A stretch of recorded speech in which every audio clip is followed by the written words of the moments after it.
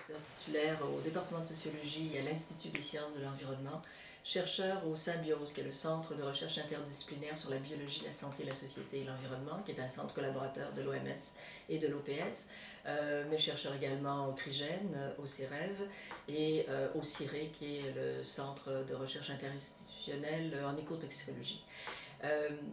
Donc le travail que je fais, c'est un travail transdisciplinaire sur notamment les grandes transformations sociotechniques de nos sociétés, ce qui m'a amené entre autres à travailler récemment, en fait au cours des dernières années, sur les questions de transgénèse végétale, animale, piscicole, donc des projets sur le saumon transgénique, sur le porc transgénique hypophosphorique, mais également à m'intéresser plus globalement aux grandes transformations sociotechniques et à leur impact non seulement sur l'environnement mais sur la santé humaine.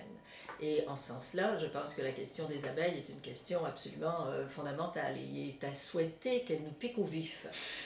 Parce que cette question des abeilles, vous savez qu'en Amérique du Nord, c'est déjà 30% des abeilles qui sont disparues, ce qui est gravissime et ce qui va avoir des conséquences extrêmement importantes au cours des prochaines années. Conséquences extrêmement importantes liées notamment au type d'agriculture qui est pratiqué et qui tend à se répandre dans le monde comme type d'agriculture, c'est-à-dire de grandes monocultures intensives. Il faut voir que les OGM sont développés pour ces grandes monocultures intensives, qu'elles sont des grandes cultures à pesticides. 99% des OGM actuellement sont des plantes qui ne meurent pas en présence massive d'herbicides, notamment du Roundup, ou qui produisent leurs propres insecticides, ou qui parfois produisent les deux. Par conséquent, on est dans une situation de contamination génétique déjà importante au niveau des cultures bio, par exemple.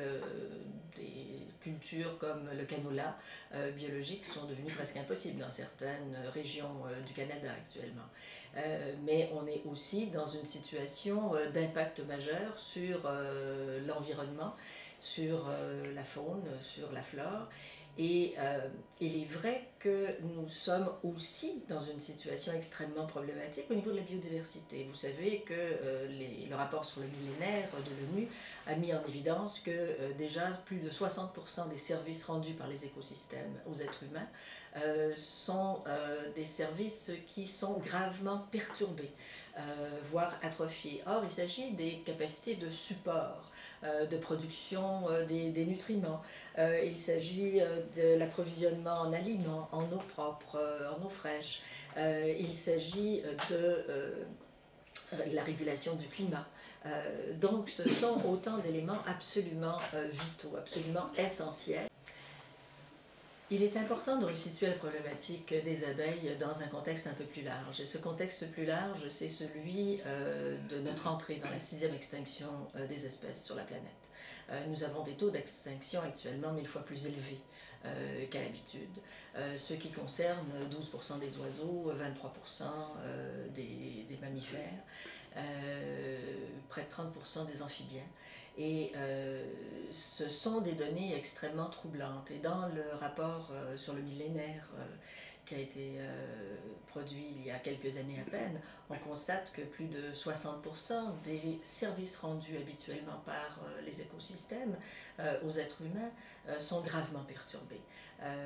Donc ce sont des capacités de support, par exemple, des capacités de production des biens primaires, des capacités d'approvisionnement en aliments, en eau, en fibres, en énergie.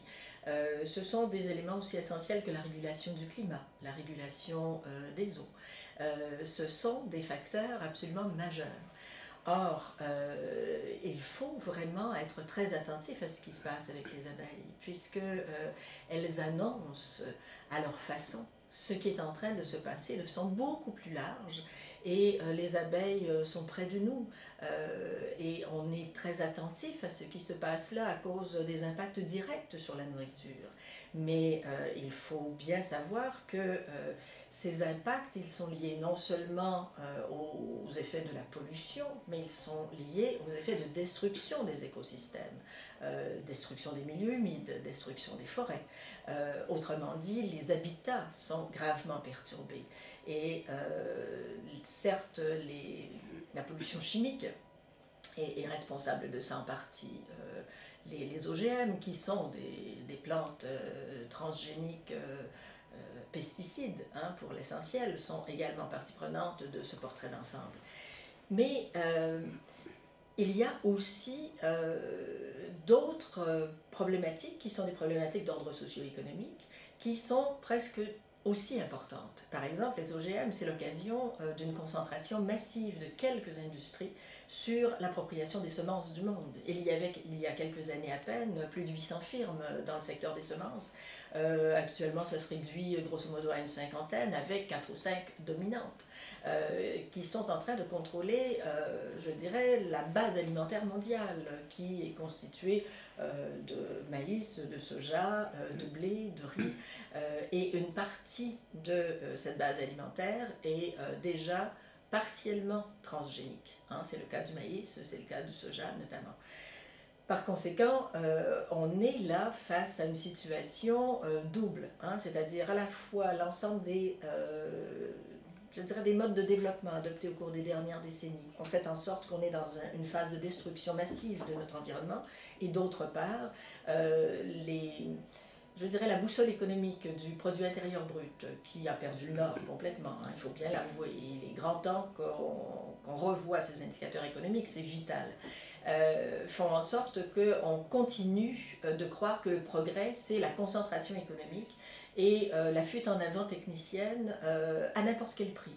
Alors, je ne suis pas critique de toute technologie, loin de là, mais il faut bien voir comment une technologie donnée peut être pertinente ou non pertinente dans un contexte global, et être capable d'avoir les outils pour mesurer cette pertinence, avoir les outils politiques au niveau des instances publiques pour être capable d'évaluer les nouvelles technologies de façon cohérente avant qu'elles soient mises sur le marché, ce qui malheureusement n'est pas le cas, toujours. On voit par exemple dans le domaine des nanotechnologies actuellement, il y a plus de 800 produits mis en marché sans qu'il y ait l'ombre d'un étiquetage et sans qu'on ait les moyens scientifiques pour pouvoir en faire une évaluation rigoureuse. Et ça, tous les chercheurs vous le diront. Je veux dire, on commence à peine à déblayer dans un secteur comme celui-là. Donc, les enjeux, ce sont des enjeux, oui, liés à la biodiversité, des enjeux liés à l'alimentation et à la crise alimentaire mondiale.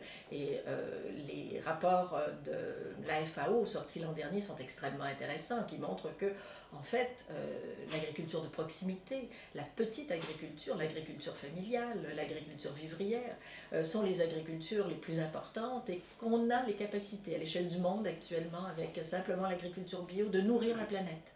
Donc, il faut que la crise du pétrole nous serve d'exemple pour commencer à remettre en question cette prédominance de la culture du tout au pétrole, y compris dans l'agriculture, avec la chimie intensive, avec les pesticides, avec ces immenses territoires cultivés. Je ne dis pas qu'il faut remettre ça en question au complet demain matin, je veux dire, il y a des transitions nécessaires, mais il faut commencer à repenser notre dépendance totale au pétrole, commencer à repenser aussi cette façon d'agir qui consiste à croire qu'après nous le déluge et que par conséquent on peut faire ce qu'on veut et qu'il n'y aura pas d'impact. Il faut commencer à penser non plus de façon sectorielle et en silo, hein, isolé, mais en faisant les liens entre les phénomènes. Au plan épistémologique, c'est fondamental qu'on change complètement notre perspective.